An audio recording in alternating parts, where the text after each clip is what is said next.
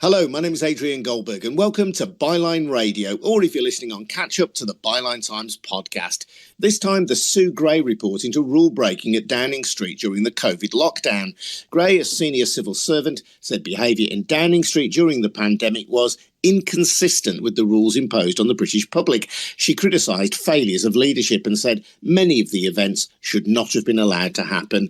Read the report and you'll see that while the rest of us were strictly observing rules on distancing and in some cases missing the last moments of loved ones because of the restrictions, in Downing Street they were taking to heart the lyrics of an old Fatback Band classic.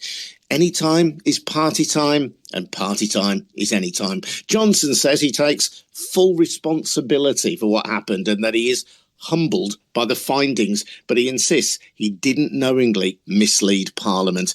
To discuss this, I'm joined by Peter Jukes, who's the executive editor and co-founder of the Byline Times, and Otto English, author of 10 Great Lies and How They Shaped the World. Before that, though, just a reminder that Byline Radio and the Byline Times podcast are supported by subscriptions to the Byline Times, which is our wonderful monthly newspaper edited by our colleague Hardeep Matharu. The latest edition is out now. You get more details on how to subscribe at bylinetimes.com. So it's welcome first to Peter Jukes. Peter, what have you made of the Sue Gray report in the couple of hours that we've had to digest it? Oh, it's a bit of a whitewash, I think. The fact they didn't investigate this ABBA party that wasn't appropriate brings to mind the Met's sort of equivocation over its investigations of, not finding Johnson for various other parties. It's kind of the worst of both worlds. It's like enough to damn him, but not enough for us to rest assured that our institutions are working properly to keep checks and balances within our system to hold the executive to account. And this is kind of the apogee or the nadir of Boris Johnson's progress through politics, that everywhere he goes, like a shopping trolley, as Dominic Cummings calls him, or a bull in a china shop, in his greased piglet desire to survive, he manages to trash the reputations, not only of himself, which he does consistently, but he manages to make himself look relatively good by trashing those around him. You saw in the House of Commons his sort of reference to this working whatever curry that Keir Starmer had while campaigning, and is being now reopened, investigated by Durham police. The moral equivalence of one event which Keir Starmer says was within the rules, to, is it 162 fines? I mean, you have a centre of criminality in Downing Street, led by the Prime Minister, seemingly enabled by his senior civil servants, and they're making the equivalence of one slightly dubious, sketchy event around whether that was in the rules. This is what's happening to this country. It's a race to the bottom. And that as long as Johnson looks relatively good, the reputations of the civil service, the police, any other institutions are allowed to be trashed in his will to survive. Peter, you describe it as a whitewash. Some people might call it a grey wash, given that it was prepared by Sue Gray. But, I mean, the language, bear in mind she is a senior civil servant. She isn't a tabloid headline writer. She condemned failures of leadership. She said that the behaviour in and around Downing Street was inconsistent with the rules imposed on the British public. Might I suggest that in normal times, perhaps, with a different Prime Minister, that language would actually be damning enough to cost the PM their job? Oh, my goodness. But, I mean, we could go back over 3 years from lying to the Queen over the prorogation of Parliament, that most of the things which had felled any other Prime Minister. The nearly, under Margaret Thatcher, for example, the minister had to resign over slight misrepresentation to Parliament about the Westland affair. This was the Americans taking over a helicopter company here. And that was almost terminal because there was a deception of Parliament. I mean, Peter Oborne, who writes a regular diary for Byline Times, has, in a Herculean effort, and it's like painting the Forth Bridge, he's tried to document the lies of Boris Johnson. The problem is exactly that some people admire his will to survive, and it looks like He will, with a tarnished reputation, survive this. But what is the cost to our institutions? There is one place where he's still accountable, and that's Parliament. There is a standards inquiry. We saw what happened to some of the other standards inquiries. They're ignored. But he has clearly misled Parliament. What he says is unintentionally, but it is dragged kicking and screaming with each concession that if he's lying to himself, he still has lied to Parliament. And I think that's maybe the last forum where there will be some accountability, because Parliament is sovereign.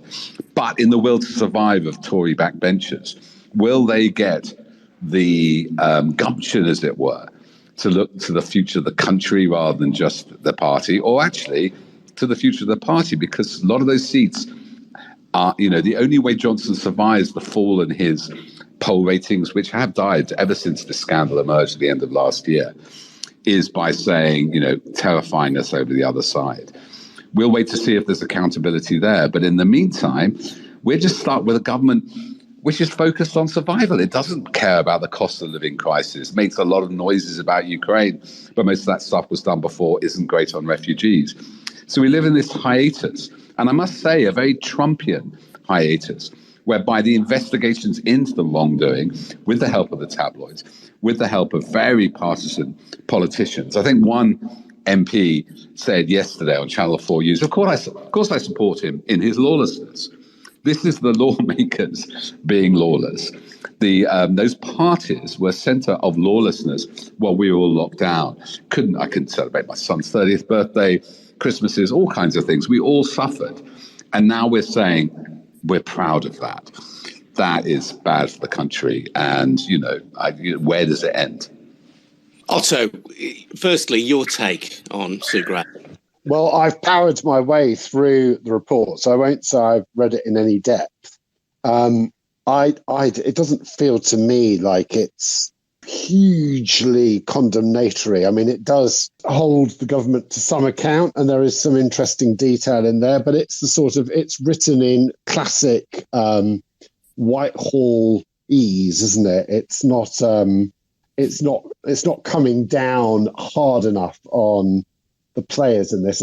And just picking up on what Peter said there. And Otto, it's not my place particularly to defend Sue Gray, but I mean, she is a second permanent secretary. Yes. I mean, yes, it is written. I mean, it's not going to be, it's not going to be up there on the bestseller charts next week, is it? What, next to you? or next year even. I mean, I dipped into certain parts. The bit that really fascinated me was the one on the 20th of May, 2020. So that's just 3 weeks after my father-in-law died. My father-in-law died in the first week of May. My wife knew he was dying. She couldn't go to hold his hand, visit him in hospital. She had to say goodbye over Zoom. There was no funeral. The coffin was taken off to the crematorium without any ceremony. And 2 weeks later, on the 20th of May, 2020, the country's in total lockdown. Daily case numbers are 2,000. The public have been told to stay at home. You can meet one person outside for a short walk. And what is Downing Street doing, according to the Sue Gray report? They are holding a party for a planned 200 people. Let me say it again, 200 people. So you can meet one friend outside. You can't bury your father-in-law. You cannot visit your desperately ill father in hospital. But Downing Street is planning a party for 200. And Lee Kane, obviously worrying about the optics, writes to Martin Reynolds at Number 10, and this is in the Sue Gray report, and says, I'm sure it will be fine, and I applaud the gesture, that's the party, but a 200-odd person invitation for drinks in the garden of Number 10 is somewhat... Now, you might expect he's going to say ridiculous or stupid or against the rules, but no. He says it's a comms risk in the current environment. So So there they are. Lee Kane isn't worried about the party. He isn't worried that they're breaking lockdown. He isn't worried about the fact that this is deeply offensive behaviour when the rest of us are suffering this lockdown. He's worried about it being a comms risk, i.e., if it leaks out, it will look bad. So here you have these immensely arrogant, privileged, entitled people in and around Downing Street, totally disobeying the very rules that they have introduced so that they can still carry on regardless, as if it's a weekend stag party in Magaluf. Yeah, in that regard as well, Otto, there are comments about the treatment of cleaners, security guards, if you like, and I'm not using my language here, I'm using the language that I imagine these people might use, the little people, and their concerns, their fears were brushed aside arrogantly. Well, exactly. I mean, anybody who is familiar with the Westminster Village and the halls of power will know that that place, so Parliament itself and the offshoots like Downing Street, they're like a giant public school.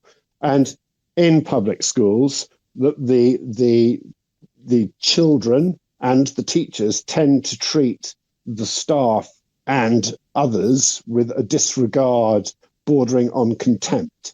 And you can see that has carried on into these man and woman, child, adults' lives.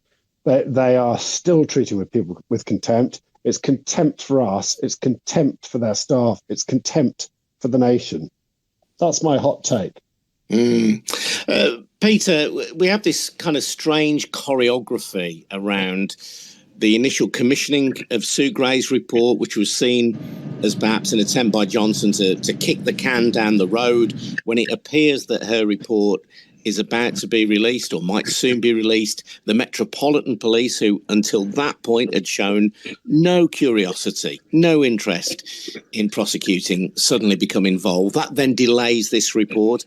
We're then into the world of fixed penalty notices with the Metropolitan Police. And now finally we have this report. And the impact of all of these events, had they come at one time, had the report been published, had the Metropolitan Police evidence of criminality been in the public domain at one point, maybe that would have toppled Johnson. But it's as though there's been a very masterful manipulation of the evidence and the shortcomings that have been highlighted here actually being brought into public view. Well, it's a brilliant bit of news management. I liked Otto Andrews' peroration about contempt.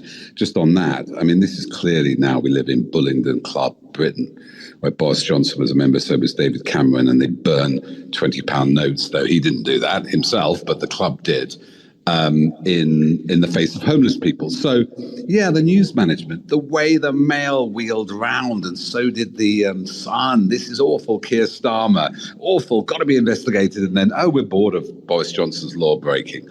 They have a revolving door. We have the deputy editor of the Sun at some of these parties, apparently, as far as I can see. Mr. Slack, now back at the Sun. We have a revolving door, people like Lee Kane from the media class into government. And they've done a good stitch-up job that any other, person would have the full, if all that evidence had come together, all the lies exposed at once, then it would be much more terminal for Johnson. The Metropolitan Police, let's not forget, it was only under pressure. I think civil pressure from civil law, people like the Good Law Project, which got them to investigate in the first place. So the problem is that, we have survival at, as I said, at the cost of these institutions. And this is important. If people don't trust the police, or we know of people who were sort of fined for talking too long to somebody in the park, were stopped in the street. If these were working class people having a party with wine on the table at those dates, they would have been fined immediately.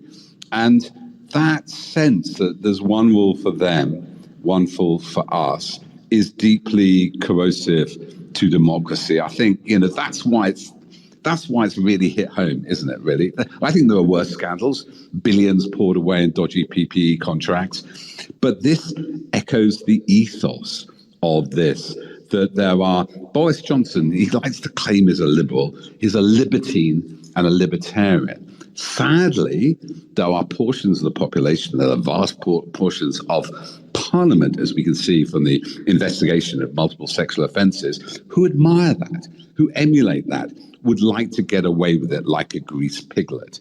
Now, I know, and we've seen it in the polls, I remember 2 years ago, Boris Johnson will be in power for a decade. I doubt that these people are vulnerable. There is karma. There is a judgment for these actions. Unfortunately, it looks it's going to have to wait on the British people to enact that judgment. And our institutions can't do it. The Queen can't do it. Our ultimate check, by the way, and this is the Queen, who obviously makes a point of doing nothing because that's her role. She doesn't want to be political. And Boris Johnson seemingly misrepresented to her the prorogation argument. So with these weak backstops, these good chap conventions, that somebody with enough brutality and selfishness and charm, let's be honest, he has some charm, Boris Johnson can walk through. We've got to look back on this period and say, why did we construct a country that was actually so weak, that relied on the character of charming individuals who, when in place, behave utterly selfishly? If it wasn't Boris Johnson, by the way, revealing the weaknesses of the British state and its many institutions, from the BBC to the civil service to the police, it would have been someone else. So maybe this is actually a good moment. We can start thinking, how do we stop another Boris Johnson doing the things he has done?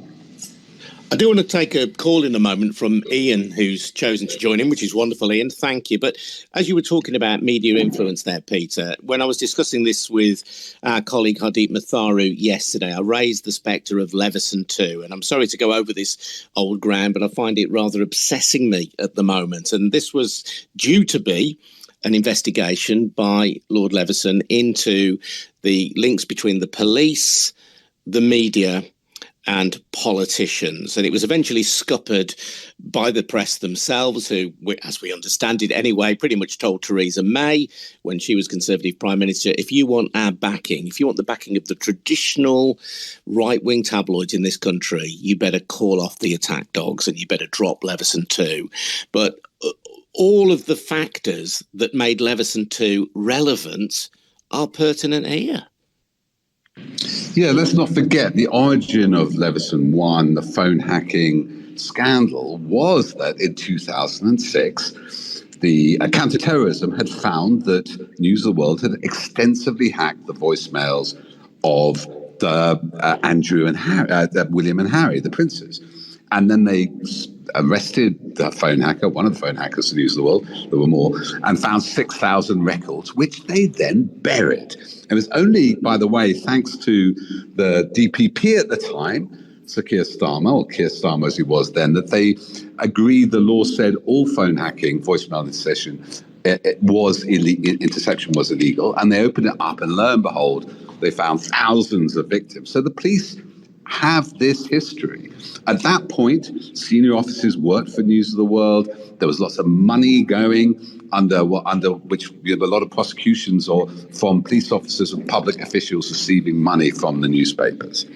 That would have all emerged in Leveson 2 once the trials were over. There was no contempt of court. The extent of this industry, which was suborning the police among other public officials. We haven't even touched on the case of Daniel Morgan, which is a prime instance of police corruption coinciding with media corruption. And so left unchallenged, left untouched, I'd say this corruption has just flowered. And as Brian Cathcart and Sam Bright were on the programme, I think a week or so ago, speaking brilliantly about this, they've merged, the political class and the media class have merged around defending as a cover-up to avoid consequences of their own actions, alleged unlawful actions. And we have a state, which is really a political media class on the run, thinking it can manipulate the people to avoid with an act of impunity. So, yeah, it is like the press have doubled down. Where that ends, it didn't end well with the phone hacking stuff. Leveson 2, whether it's back on the cards, there's more to be done on that corruption. And we're seeing the consequences of not dealing with that sickness 5 years ago, when we were promised a year afterwards, we were promised part 2 was always going to be about the information that came out of the trials. And they cancelled that. It's a cover-up, but all unseen corruption eventually comes out. Let's get a word from Ian, one of our listeners. Hello, Ian. Welcome along. You're on Byline Radio. Hi, mate. Hi, all. Can you hear me okay? Yeah, loud and clear. Go on. Good. Just 2 quick points. I don't want to take up too much time, but the first thing is, can we stop referring to them as parties but illegal gatherings? I think the part of the methodology that's being used to excuse him is that, no, they don't. The Cape one doesn't look a party, but it was an illegal gathering. And this message that everything is a party has got through. And the Tory MPs that you see defending him are saying, no, this wasn't a party. That was never the point. The point in law was illegal gatherings not fit for a work purpose. Okay, and calling them parties, I don't call them parties on Twitter. I think it's a wrong word, and everybody should call them illegal gatherings. That includes some Keir Starmer and BBC and others. Stop calling them parties, because it really annoys me. That lets them get away with it because we all know what a party is, and we all know what the rules were at the time. Yeah, that's my first point. My second point is about I watched the whole of the process today on Parliament, and 2 things to notice is Labour's attack now is a plea to the Conservatives to do their job. Now, they clearly don't want to do it, or large enough numbers don't. So when Tobias Ellwood stood up, he did a great speech. At the end, I thought he was going to cross the floor. He did nothing. His speech was fine. Words are great. His action, he should have crossed the floor. He does not belong in that current Conservative Party. And then we never heard from anybody else. Theresa May, nothing. We never heard anything from Steve Baker. We never heard anything from Mark Harper. All ones that have stood up before, all quiet. Eventually, there weren't enough Tories left in the House to actually ask any more questions. It was just all Labour and SNP and so forth. And the corruptness. And for people who didn't see this scene, just so people know, Tobias Ellwood, a Conservative MP, said the report was damning, and he did pose the question, didn't he, to his Conservative colleagues: are you willing, day in and day out, to defend this behaviour publicly? He talked about the erosion of trust with the British public, and he said that he couldn't think of any other British Prime Minister not quitting over this. So again, he was pretty damning, in fairness to Tobias Ellwood. And he got a lot of stick from, you heard the murmurings behind him and around him, and he referenced that. From fellow Conservatives, And at that point, remember when Nick Bowles went over? And you had people say, don't go, Nick, and it may... Tobias could still be a Conservative. He could cross the floor. He can resign the whip effectively. He doesn't have to resign the Conservative Party. He can still be a member. But I appreciate what he said, but I don't appreciate... There's no actions. There's no consequences. Where was Tom Tugendhat at today? He certainly never spoke as far as I followed it. I say Theresa May, damning of Boris Johnson before, she could have stood up and said, this would never have happened under me. She doesn't, and she's been active. She would do that. And it's these Conservative people who are just not prepared to stand up to this, and they're prepared to go along with it. It's what we see with the GOP with Trump. I think Peter mentioned Trumpian earlier, or Andrew, I can't remember who. Yeah, it's exactly the same. But what we're seeing over there now is we are seeing that split apart. If you follow the primaries, you saw that his nomination in Georgia totally collapsed, yeah?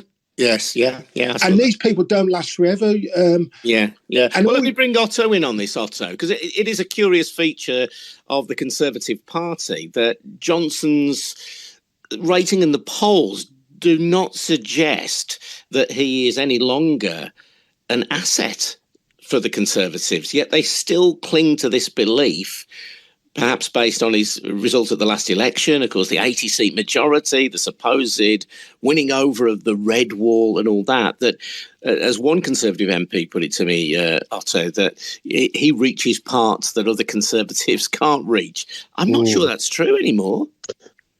No, I don't think it's true at all. But I keep seeing him referred to, even by his critics, as the greatest politician of his generation.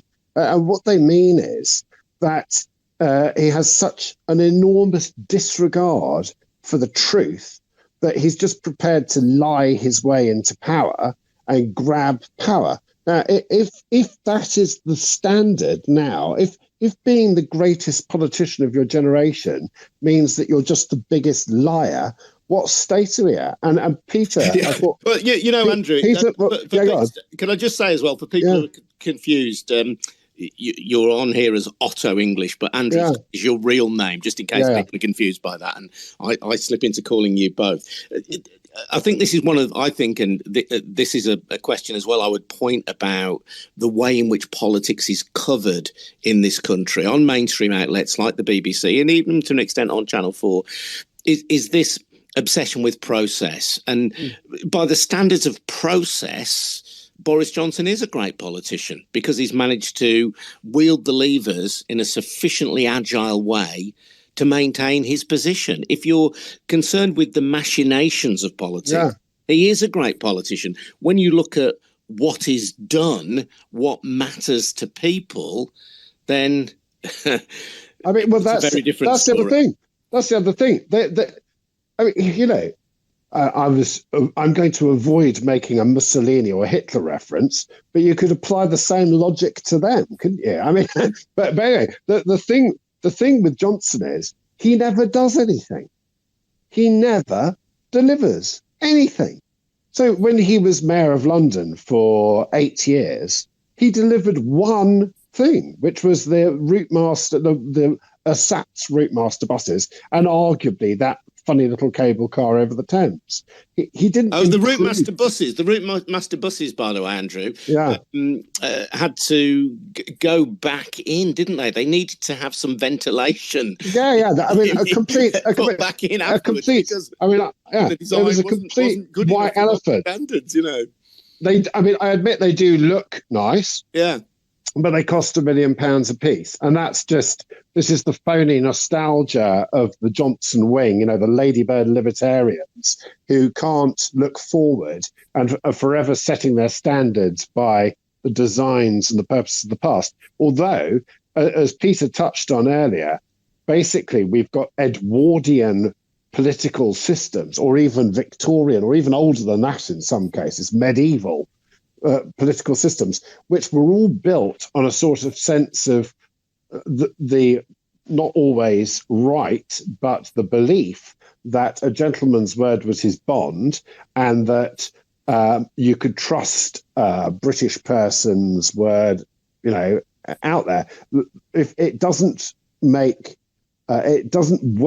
if you've got a liar in charge who's just willing to charge straight through it. And as Peter said about the monarch, Johnson shows that the monarchy itself is not fit for purpose, because if that is our backstop and it's never ever used, you could keep charging through that backstop as Johnson has done. I mean, I think that's a really interesting point, that you've got this kind of theoretical position that the monarchy holds, and its point is to be the fail-safe for British democracy. But the monarchy, in a sense, is fatally compromised, because the minute it seeks to become actively involved in politics, whoever the monarch is, then its position above politics is seen to have been compromised. So really, it can't do anything, can it? It is useless as a piece of kind of constitutional furniture. Yeah. It's something you'd stick in the garage, really, isn't it? Well, it's like having a fake fuse box under your stairs, you know. And then suddenly one day you set all your appliances off, and the whole house flipping burns down, because it might be nice to look at, but it's a diamond encrusted fuse box with no fuses in it. Let's bring in Abdur Rahman. Hello, Abdur. Welcome to Byline Radio. Hi. Yes. Yeah, welcome. You're right. I'm just was thinking, been listening to this conversation, and it's very insightful. One thing that I was really curious about is how Johnson's lies, continuously about his lies, they don't seem to actually get through to the populace, his core backers. And it's this remarkable ability that they have to maintain this sort of cognitive dissonance, where on the one hand, they were the ones who were the most critical of any and all lockdown measures. And yet now that they are seeing this sheer breaking of lockdown by the man who put those measures in place, they don't seem to have made the connection.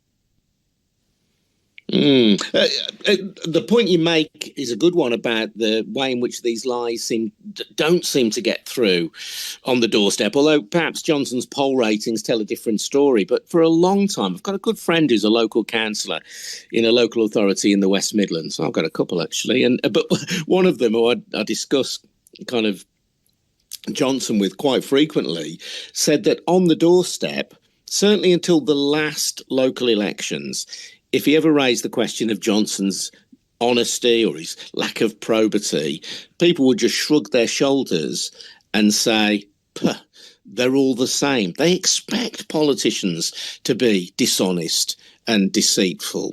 And Peter, I know that we published something in Byline Times recently, and it was an issue that we touched on the podcast a few weeks ago, this sense, which is fostered, I think, by many of the right-wing tabloids, that all politicians can't be trusted, they're all the same. It isn't true, but it feeds a narrative which kind of excuses Johnson to a degree. Yeah, this is the libertarian narrative. It starts with Guido Fawkes and the MP's expenses. Libertarians want zero government, not small government, zero government. So they, to them, if, politicians are respected less than tabloid journalists, or they're about the same level, the bottom, that's a win. That is their sort of modus operandi, is if you don't really believe in government, let's discredit all of them and everybody will be better off. Well, we'll see that actually what you get is oligarchy. All libertarianism always seems to end with a strong man to me, and not a lack of autocracy, but more of it. But I think we are in a bubble. So I watched the Laura Kunzberg documentary. It was quite good yesterday on Panorama. She had the same line, but Johnson, exceptional politician, his charisma. In that narrow world, and I will reveal to you something, I was in Westminster last night in the Strangers Bar. We had a Byline Times event in there.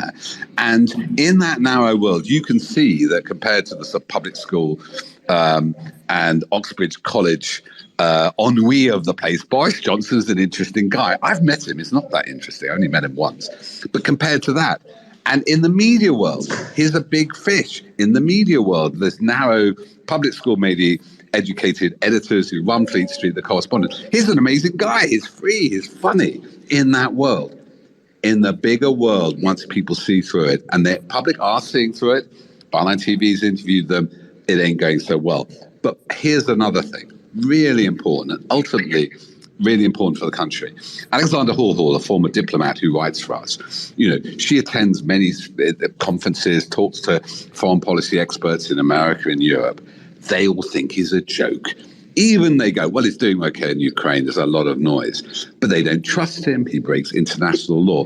Now that will have a consequence. You can't go around the world blustering and joking away and quoting Latin forever, because unlike whatever you disagree with him, Blair, or disagreed with Thatcher, they were statespeople of some stature. They stuck to their guns. They did what they said they were going to do. They weren't just interested in their own survival. We're already feeling the highest inflation rates in Europe, much higher cost of living crisis because of Brexit. Johnson's great innovation, apart from those buses, which cost £1 million and didn't work. His other great innovation is Brexit. That will cost. He's considered a joke on the international stage. He starts a trade war over the Northern Ireland Protocol. That will cost. There's a real world outside that Westminster bubble, outside that media bubble, where people will start hurting. And one thing he can't stop is I don't want to be too negative, but the potential catastrophe which is facing a lot of people this summer. No amount of spin is going to, and we know the public opinion is like an oil tanker. It takes a mile to turn around, but once it's turned around, it's unstoppable. What sunk major was not the summer of sleaze and all those stories, was the economy, even though Ken Clark did quite a good job. But it's still, people have memories of the recession of the 1990s. And I, for one, I don't know what Otto feels about this. I want Johnson to own this, what's coming. In a way, if somebody else has to clear the mess, he would have escaped again. Part of me wants Johnson to stay in place for another year so people realise how screwed up on a massive scale when it comes to the economy, when it comes to Brexit, when it comes to COVID, when it comes to breaking international law. Did you want to come in, Andrew? Well, I agree with Peter to some extent. We all want to see the downfall of the bad guy, the Sheriff of Nottingham going down. The only trouble is, it's like saying we've got a drunk, idiotic bus driver driving our bus down this mountain pass, and when he crashes, it will own him. The trouble is, it will own all of us, won't it? I mean, that's essentially the problem. That the man is an incompetent leader, and the longer he stays in office, I mean, I confess, what will we all talk about on Byline Radio? What will I write about? I think about it sometime once Johnson's gone, and actually, there's a whole array of things that we could talk about. Not least about how to take this country forward, because the whole culture war thing that we're caught up in, the whole Johnsonian era, is sort of treading water in a sea of shit, I'm afraid to say. We're not, this country is not improving. It's not moving forward. And the stench is smelt all around the world. As Peter says, we are a laughing stock. It's not just other politicians and diplomats. It's, my 17-year-old son laughs at him and says he's a joke. There's an entire generation beneath us all which are sort of looking on at this catastrophic clown show and sort of shaking their heads at the adults. Something has got to shift, and I think the thing that has to shift is that Johnson has got to go, and this disastrous, chaotic, and destructive government has to fall. And if a period of dull calm under Starmer is what we get, then bring it on, say I.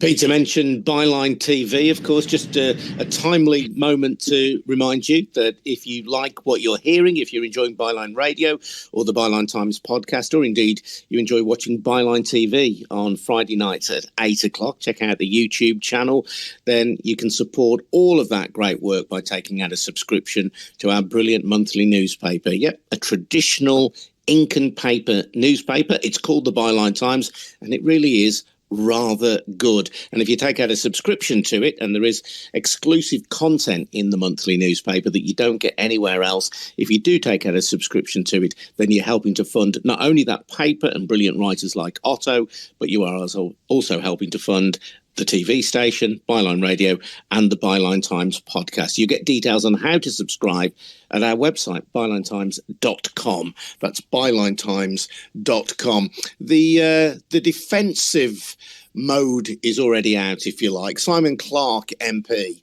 this is on Twitter, saying Sue Gray has conducted a thorough investigation. Everyone is grateful for her work. Throughout the pandemic, people made enormous sacrifices, and I understand entirely the frustration and upset that revelations about some behaviour in Downing Street have caused. It was unacceptable, and the PM has been right to apologise and to institute comprehensive reform to the running of the building. However, with the publication of her report, which includes no fresh revelations, with the Prime Minister having made clear his sincere apology and having already instituted the necessary changes, and number 10, it is time to move on. A phrase I suspect we're going to be hearing a lot of over the next few days. Michael Gove, I agree with Simon. Sue Gray's report documents unacceptable behaviour that has caused understandable anger. The PM has apologised. Lessons have had to be learned and changes made. Now we need to focus on the economic challenges ahead and get behind the PM. There we go. So no change at the top of the Conservative Party, or indeed amongst many backbenchers. Let's bring in Davey Moore. Hello, Davey. Welcome along. You're on Byline Radio. Go on. Hi, everyone. Yeah, thank you. That was actually the perfect time to bring me on, because I opened up a lot on a thread yesterday about what the reality of people's sacrifices has been like. I talked about what it was like to have to grieve losing my mum. She didn't die of coronavirus. She died of cancer, but it was days before the first lockdown. And so I just put a little bit out there about what it was like to sit alone in a tiny flat with no company, no friends, no family, nothing. I went to her funeral. There were 4 of us. Couldn't hug my dad, couldn't touch my mum's coffin to say goodbye. I went back home after that, no parties, no nothing. And I was alone for months. I nearly went insane. I have PTSD from watching my mum's death. And I suffered that alone. And I did it gladly. I was happy that I was keeping people safe. And I'm not saying by any stretch of the imagination that I'm the only person. You know, I've literally, one of the things I've done today is emailed Harvey and asked if I could possibly write for Byline about this exact topic. I understand how many people have sacrificed. It's not a question of, you know, is there failings in Downing Street or any of that. It doesn't matter. It doesn't matter if there's been reform. These things happened under the watch of a man like Boris Johnson. These things happened under the guidance of his staff. He was there. He saw these things happen. He allowed them to go ahead. Junior staff have been punished more severely than him because they were under the impression that if the Prime Minister's here, it must be okay, right? They were led down the garden path. We've all been, collectively, whether you agree with it or not, we have all been betrayed by a man that could not follow his own laws. Those laws were in place not to stop people having parties, not to stop people having fun, but to stop people from spreading a deadly pathogen that kills you by making your lungs fill up with fluid. And I cannot accept an apology from a man who, one, has never shown any contrition, made jokes about Keir Starmer and made jokes about the old leader of the opposition today, and would never have done anything to punish the people that instigated these parties that weren't his idea if he hadn't been caught by the national press. So I don't see how he dares to stand before the House today, or how any of the MPs that have dared to say that sentence today have the gall to stand in front of people like me, people that have sacrificed as I have, and tell us to move on. I will not move on until I see the back of that man and hopefully the back of this entire corrupt government. That's all I can say about it. David, that's very powerful testimony. Thank you. And I've spoken to Nazir Afzal, the former Chief Crown Prosecutor for North West England. I've spoken to other people as well for the podcast who'd lost family members. I lost my best mate during COVID, wasn't able to go to his funeral. You know, so many people were touched by these restrictions in a way that was really meaningful to them. They were not minor irritations. They were things that got in the way of proper grieving and proper living.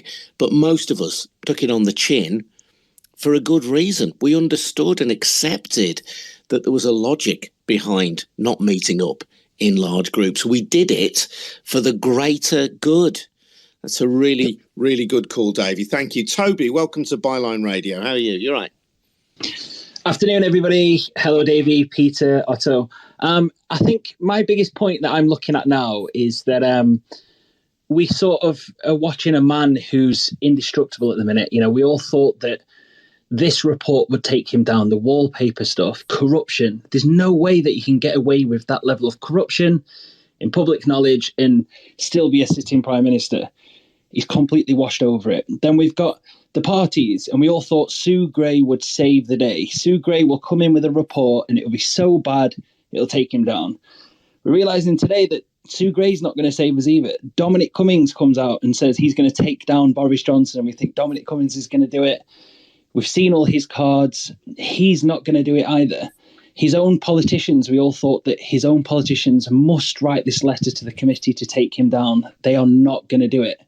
He seems like a man that's indestructible. And then now we're realising that he pays the press as much money as he can to keep producing reports to put his party in a favourable position in the polls. So my question really is now, like, you know, this man isn't going to go. And thinking that if we just sit by and watch what happens until 2024 and how bad it's been for people, they'll definitely remember that and they'll go to the polls and they'll vote him out and they'll vote for Keir. Keir, a man who in my area in North England, Sheffield, nobody knows anything about him at all, remotely. But we're all waiting on that moment or that person to come out of nowhere and sort of save us all and take him down. I'm thinking that the left we're all sort of stuck. We're in this void, this area where we can't get rid of him. It seems like nothing's going to actually take this man down for good. And I'm wondering what the next move is for everybody, because, if you go onto left-wing Twitter, it's probably one of the most resource-heavy places in the world. If 10 minutes of left-wing Twitter and everybody's going to hate the Tories because you've got a doctor talking about how bad things are, you've got an economist, you've got this expert and that expert openly saying how terrible the government is, but those messages just aren't conveying to people on the streets. The people on the streets are reading newspapers and watching the TV backed by Boris Johnson and just aren't that bothered about the things that we're reading and we're seeing.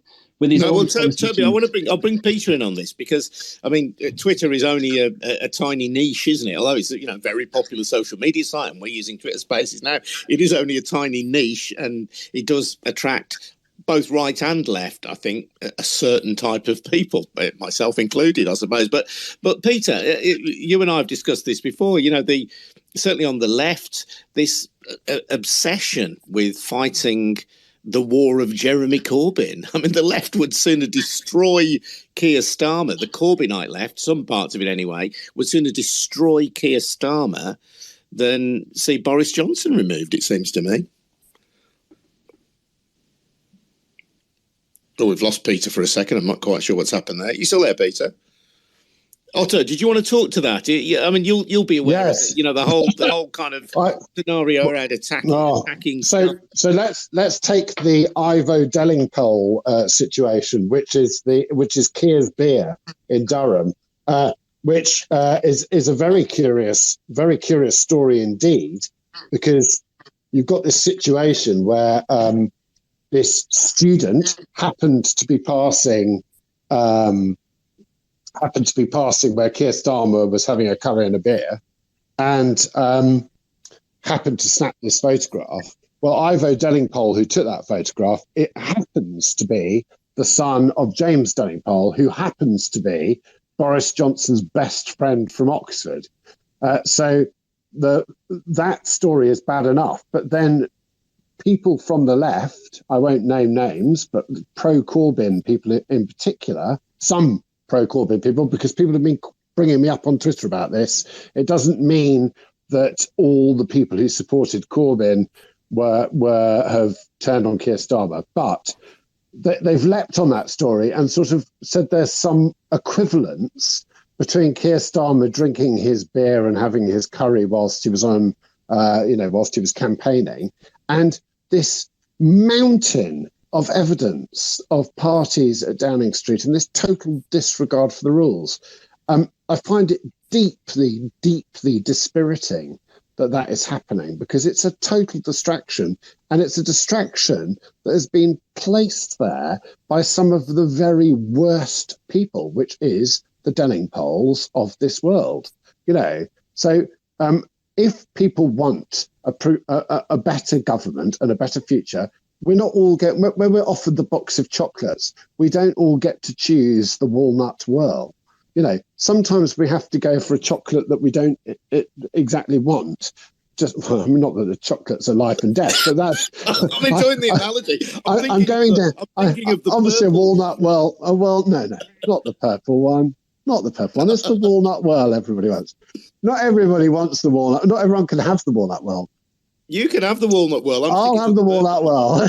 But the point, we're going off topic here. But the point is, Starmer is a much better option. Starmer opens the doors to the future, keeping Boris Johnson in power and enabling Boris Johnson by fighting the battle of Jeremy Corbyn, which is over. That war is over. And those people, just as we lost Brexit and had to move on, Remainers were obliged eventually to move on, those people are fighting a battle that is over, and they're fighting it in large against the wrong side. They've turned on their own people.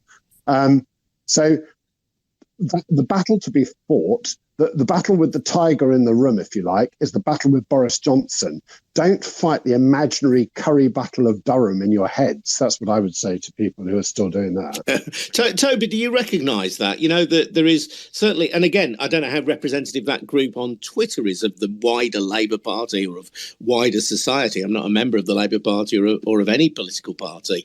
But that certainly if you read Twitter, the sense that there are a significant number of people in the Labour Party who despise Keir Starmer, perhaps even more than they do Boris Johnson. Yeah, that exists, and it's a huge problem, of course. And obviously, you know, it's not great at all. And I think everybody needs to unite to take down Boris Johnson massively. But my point being is what's next? You know, do we go back to talking about the Sue Gray report? Do we talk about the Lebedev report? Do we talk about the wallpaper stuff, the corruption, the scandals, the pay in the media? It doesn't seem like any of this is really going to take down Boris Johnson. And that's my concern, is that we are going to be waiting until 2024, crossing our fingers that the papers aren't too nasty on our side of the political spectrum, and hoping that somehow the Tories are going to lose power. And I'm just not all that confident. So I'm thinking that everybody, you know, just as you've said, needs to get together and needs to crack heads and come up with some sort of plan that's going to actually take this man down, because it wasn't Dominic Cummings, it isn't Sue Gray, it isn't any of these reports, it's not his own politicians. And I have no idea what it's going to be, to be honest. Well, we'll see what happens if we have a... Oh, sorry, can I just add something in there? Yeah. I agree with everything Toby said. I think the unique thing about the pandemic is that all of us have been affected. There is not a man, woman, child in this country. I mean, we've talked, all of us, to some extent, about losing loved ones, friends, members of our family. I lost my mother during the pandemic and my father-in-law. But there are all of us, even those who haven't lost loved ones, have been affected. Children have had their entire lives disrupted. Exams have been thrown in the air. Kids who were going to university, or kids like my daughter, actually, who was celebrating her 13th and 14th birthday, those things have all been missed. And it struck me as I was looking through Sue Gray's report today that one of those large parties happened 2 weeks after my daughter couldn't have her 13th birthday party.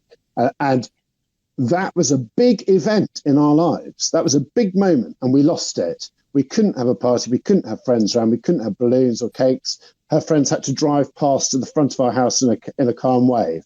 Meanwhile, in Downing Street, Andrew, I'm just now today sorting out my daughter's 16-year-old present. Yeah. Like we're gonna go away. Her 16th birthday present. She is now 18. You know, yes, we couldn't do anything. We haven't been able to do anything over that time.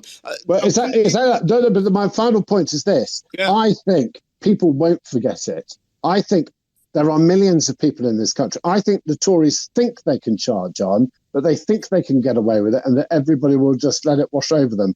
But I think in time, people will come back to remember these events, and that connection between the arrogance of the parties and millions of lost moments in life is a resonant one. And I think that's the way to get them. Maybe, although it will be 2 years before any election. And, you know, that I guess there may be a reliance on the fact that people don't have such long memories. We shall see. I want to bring Peter in on this. Kathy, I'll come to you in a moment. Peter, YouGov have put out a snap poll, and I'll just go through the headlines of this YouGov poll. So of all British people, 59% think that Johnson should resign as Prime Minister, 30% think he should remain. Now, amongst Conservative voters, 27% say he should resign, but 63% say he should remain in his role. That's despite the fact that the majority of Conservative voters in this poll believe that he has been dishonest. So we have a situation where a significant number of voters are clearly comfortable with the idea that the Prime Minister is a liar. They believe that he was dishonest. They want him to stay as PM. Well, we've got a problem with Peter's line again there. I'm not sure what's happened to Peter. We might try and get him back in a minute. Hello, Peter. You there? No. Kathy, go on. Do you want to join in, Kathy? Hiya. Hiya, how you doing? I've got 2 points. Number one, the absence of blowback from his MPs today. Number two, the absence of any real investigation into, what was promised to be the most damning of revelations, really, which is the ABBA party, right? So on point number one, the absence of blowback, I think the MP see Johnson as, like in the game of Monopoly, a stay out of jail free card. Corruption begets corruption and all of that. And I think there's a level of mutually assured destruction there. On number two, the ABBA party, the absence of investigation by Sue, that, she started, it said, but she didn't finish it. Was that the compromise, I wonder, of the meeting, rather than the narrative that he asked her to stop publication? What do you reckon? Hello? I don't know where Adrian's gone. I've done my favourite trick of switching off my microphone and then forgetting to switch it on again. Just say it's nice to hear your voice, Kathy. I'll let Adrian speak now. Oh, thank you. I was going to say, the meeting between Sue Gray and Johnson was after the report had been prepared and published, and yet the suggestion is that the ABBA party simply wasn't investigated. So, I don't think we should put two and two together and make five there. I think that for whatever reason, Sue Gray decided not to investigate the ABBA party, but I don't know why. I just have no idea why she wouldn't. Yeah. Well, so, do you think about the MPs? I genuinely think that it's, he is their kind of like shield. And I don't think it's got anything to do with being electable at the next general election. It is weird, the party, isn't it? I mean, Sue Gray has said she didn't think it would be appropriate or proportionate to investigate further. I mean, it is a curious story. Yeah. Well, whether it was a party or remember, we must. Ian corrected us. We should say illegal gathering. I mean, that's what many of these were. We don't know that this one was illegal, do we? No. Yeah, it's very, very, very strange. Thank you, Kathy. You're welcome. Nice to speak to you. This is Oh Hello Troll. Welcome, Oh Hello Troll. Thank you. Certainly not a troll, but it's just to cover up my identity. I don't want to be. That's fine. Yeah, that's cool. I think we've spoken before. So, I sort of observed two things. So, Andrew mentioned something that Boris Johnson hasn't achieved anything, but I think we're looking at it through a completely different microscope.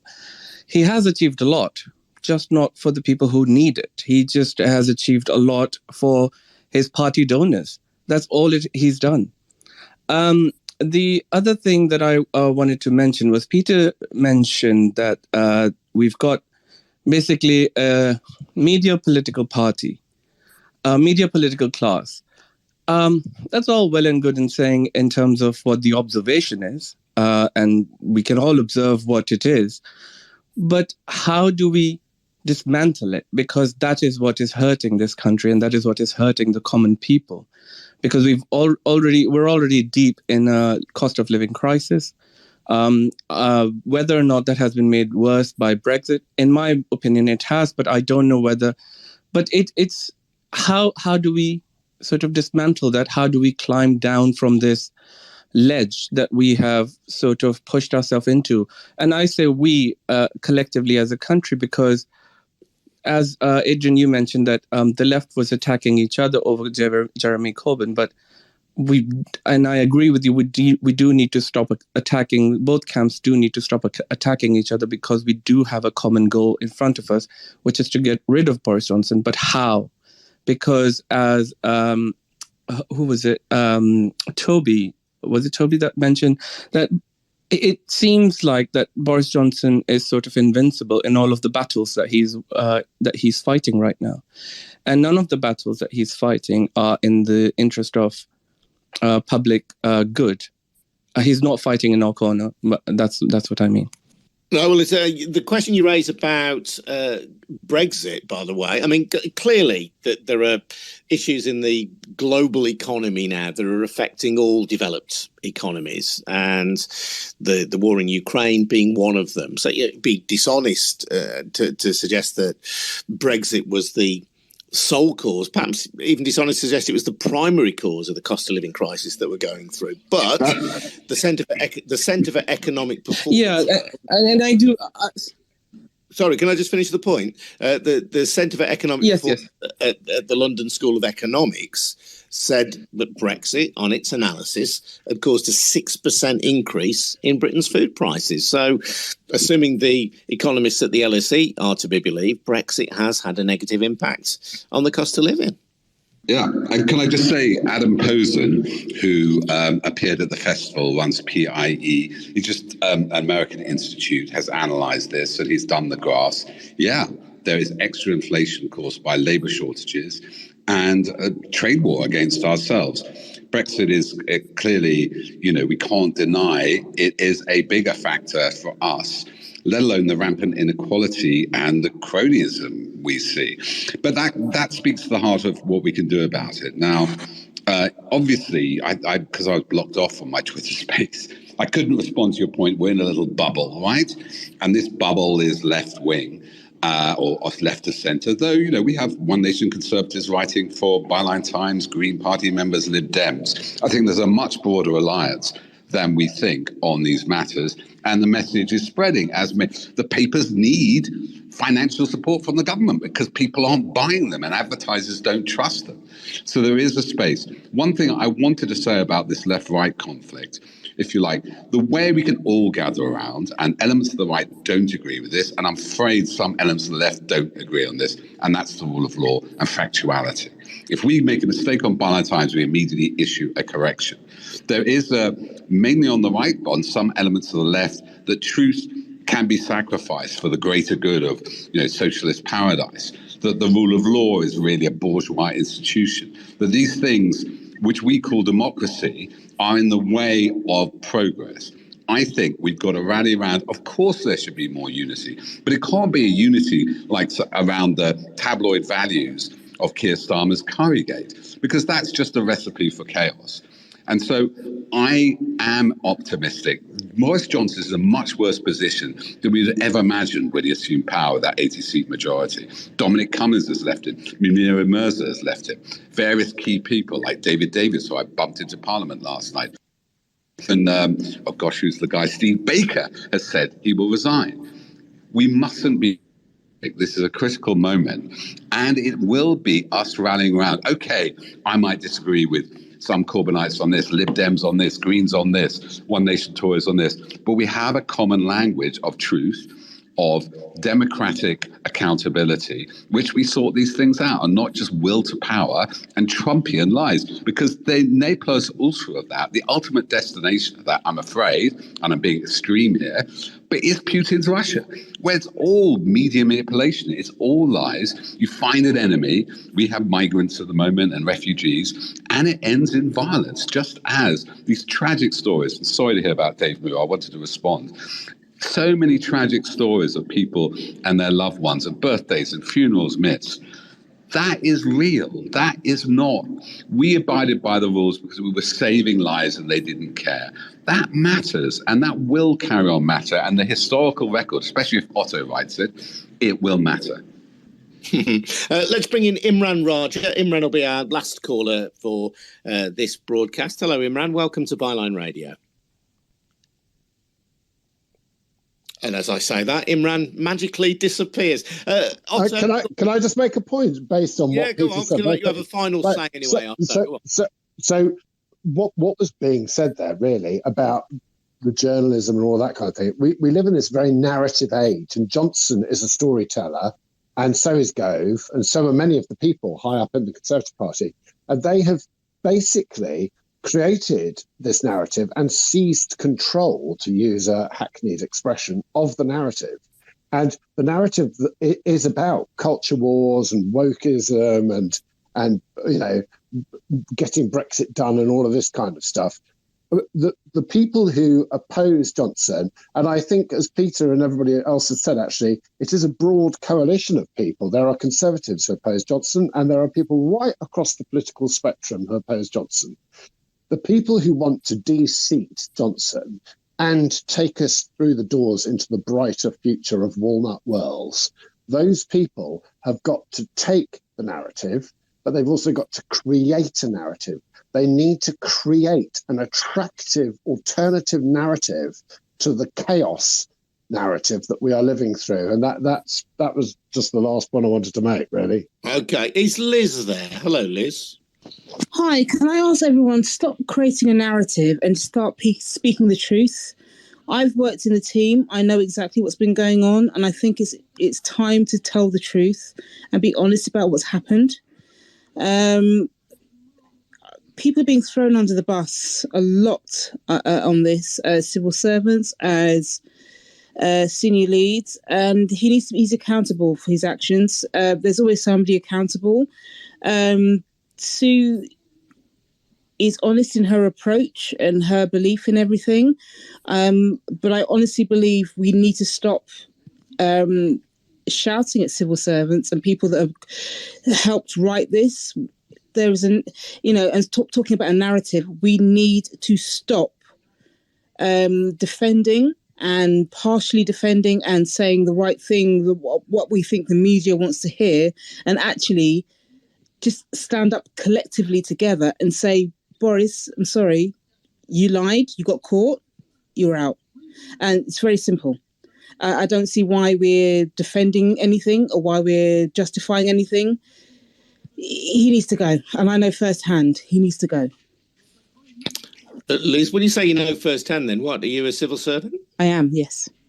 Uh-huh. And do you work, I don't want to jeopardise your position, but do you work in an area that would have knowledge of what was going on at that time, some of the events that are covered by Sue Gray?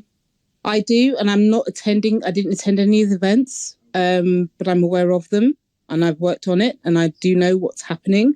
But I also think it's been hard because I've been victimized in this. I'm a person being hounded by media. She's been hounded by media. It's been a bit of an unfair spectacle, and she was put in a very difficult position. We've all been put in a difficult position to handle this situation. But there are a lot of heads that are accountable, in my opinion, and that's my personal opinion. I'm taking myself out, and I'm actually speaking outside of the code. I'm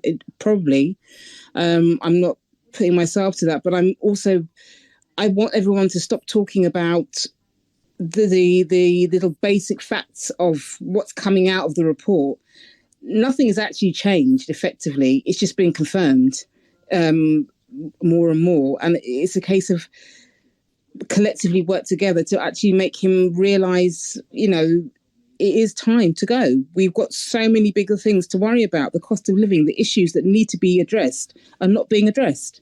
Everything's not being addressed. But we're focusing on something that we knew happened. And unfortunately, I'm not responsible for the final report, but it's not helpful. It's just all of this is not helpful. But do you and your colleagues feel that civil servants have been, to use a phrase we've heard earlier on, but have been thrown under the bus to protect the Prime Minister? Effectively, yes. A lot of them were there under misunderstanding of their role or their place or what they should do. They equally had a choice, though. They equally had a choice to say, I shouldn't go, I don't want to go, I'm going home, which they didn't do. But the way it's all been narrated, the final reports, the media attention, the way it's all happening, I think credit where credit is due, and ask the questions fairly. Liz, thanks very much indeed for joining us. Peter, did you want to have a final thought? Yeah, I hear good things about Sue Gray from people who know her, an honourable civil servant. And one of the worst aspects is my heart goes out to Liz and other civil servants. There was a madness there. There was social conformity. There was, like the Buddington Club, a pressure. Look what happened to custodians and cleaners who are mocked for saying they're breaking down the rules. And this is part of the destructiveness of what Boris Johnson is doing to many institutions, from the Crown to the civil service to the police. I'm going to disagree with Andrew Otto for one moment. I do agree. Obviously, you need a powerful vision, like sort of whether you liked it, whether it's good or not. New Labour did or Thatcherism did. There was a powerful vision of the future and a kind of narrative. But I left drama 10 years ago. I know Otto was in drama too, because I was sick and tired of stories. I need some more facts. And even watching the Laura Kunzberg thing last night, it's all about spin. Oh, they might think that. The public might think that. The public aren't told the facts. And we just need, I agree, we need to put these facts into a story and then give an alternative. But at the moment, we're driven by pundits like Gove and Johnson, who are great after-dinner speakers. And we all laugh, and then we rue the consequences. Maybe, we have too many storytellers, and what we need is a little bit more forensic accountability. Thanks very much indeed, Peter. Thanks to Otto English. Thanks to everybody who's taken part as well. Been a really, really good discussion. Dominic Raab, Foreign Secretary. The PM has apologised and is implementing all Sue Gray's recommendations. Now we need to get on and deliver for the British people, growing our economy to tackle the cost of living, funding the NHS to clear COVID backlogs, and cutting crime to make our streets safer. Anyone would think this was an orchestrated campaign by the Conservative Party, wouldn't they? Anyway, it's been really, really fascinating to hear so many insights. Thank you, as I say, in particular to Peter and to Otto, but to everybody who's taken part or just listened. It's been great to have you along. And just to remind you before we go, that Byline Radio and the Byline Times podcast are funded by subscriptions to the Byline Times. So if you've enjoyed this and you've appreciated the level of conversation that we have, and I should say, having hosted radio phone-ins in all corners of the BBC and in commercial radio, the conversations we have at Byline Radio are the most intelligent and elevated that I've had the pleasure to host. If you support this kind of broadcasting, please do take out a subscription to the Byline Times. Get more details at bylinetimes.com. That's bylinetimes.com. Thanks very much indeed. We'll see you all again soon. Stay tuned to @Byline Radio on Twitter to find out when we're having our next live Twitter space. See you all again soon. Thank you.